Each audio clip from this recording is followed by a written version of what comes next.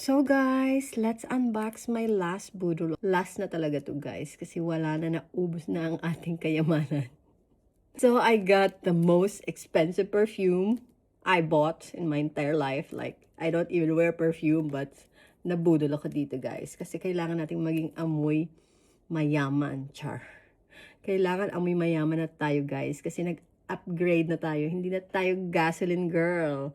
Sales representative na tayo. O, diba? Kasi kailangan amoy mayaman tayo, guys. Di amoy gasoline, char.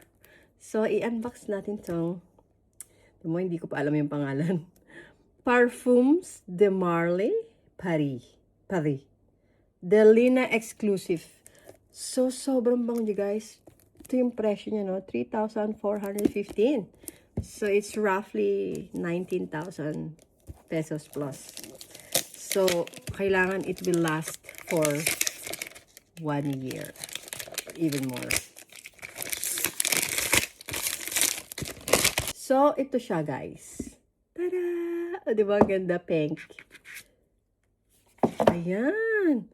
May paganyan pa siya. May pa...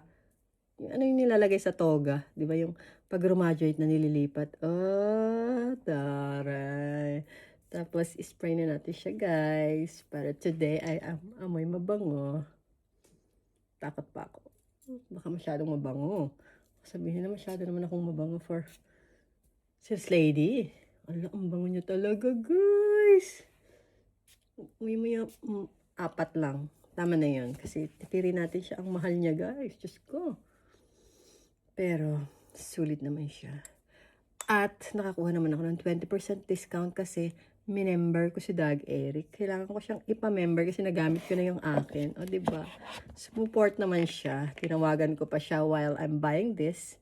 Click the link that you got from your SMS and be a member. So, I will get 20% discount. He doesn't even know what I'm buying.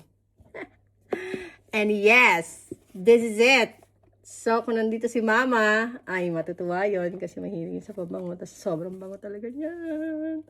Sorry ka na lang, Ma. Diyan ka magpabili sa Canada.